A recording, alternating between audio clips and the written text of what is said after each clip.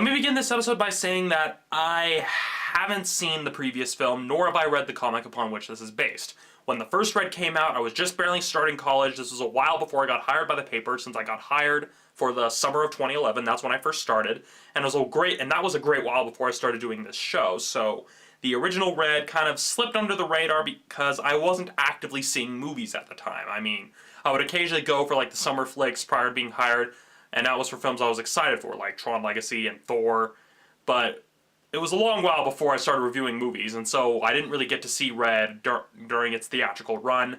I know my sister has the DVD somewhere, but during the time that I saw the film, I didn't have enough time to dig out the DVD, watch it, and kind of get caught up, so I'm flying into this completely blind. That said, let's get started with this week's episode. Well, not this week's episode, it's technically this week's second episode of Romney's Reviews. This has been quite a week.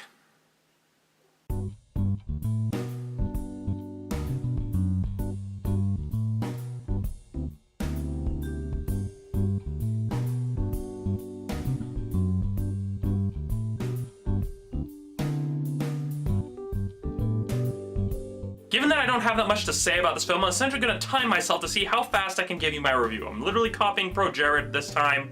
Gonna essentially try to do this in a minute or less. Maybe two, probably try a minute or less. Again, copying Pro Jared. I have the stopwatch right here. So here is my review of Red 2, starting now. I said now.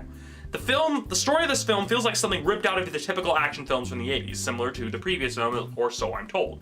And on top of that, given that it feels like it's ripped from the 80s, it's almost as if the film is self-aware. It feels that it's aware of the fact that it's ripped from the 80s, and is fully aware of how ridiculous a lot of the stuff is.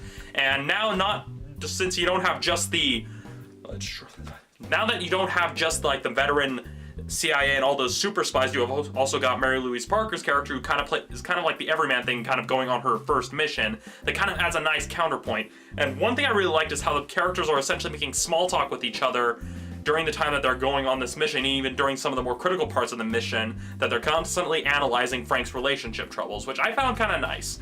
And again, the actors are really top-notch. I mean, you've got Bruce Willis, Helen Mirren, you've got Anthony frickin' Hopkins. It's really just a nice, fun film that's got a lot of veteran actors that makes it even more fun. You can tell that the actors really liked doing what they were doing when they were making this film. Now, just because it's almost a satire of the 80s film concept, but on a slightly higher tier than The Expendables, the action scenes in this film are also still pretty good. I mean, you've got the typical car chases and the gunplay scenes, and you've also got some really nice hand-to-hand fighting segments with Byung-hun Lee, at least if that's how his name is pronounced, and Bruce Willis. You've got nice hand-to-hand fighting between them, as well as just the hand-to-hand combat in general, which I found, well, really exciting because, again, martial artists, I kind of like that sort of thing. And so the action in this film is really good. It kind of plays off also the comedy really well, as you've got the characters having the comedic reactions while the action scene is going on. Now, in the case of the comedy, although some jokes kind of flew over my head because I hadn't seen the previous film and had to have it explained by another reporter who was with me at the screening later, I still found a lot of the jokes really funny because, well, it's just typical everyman small talk that we can all relate to, especially with that opening scene at the Costco. So it's got good comedy, it's got good action, all the actors that are really good veteran actors, you can tell they had a real blast making this film, and it really shows in their performance. So all of that said, I'm giving Red 2 a 5 out of 5. Dang it, 2 minutes.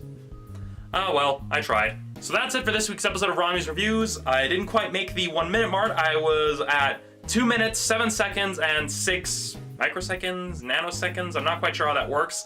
Don't even know if the camera can see that clearly.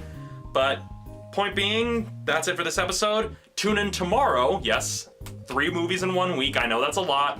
But, well, that's easy for you to say because you're watching. I'm the one that actually has to go see these films and review them. But yeah, tune in tomorrow for my review of R.I.P.D. See ya then.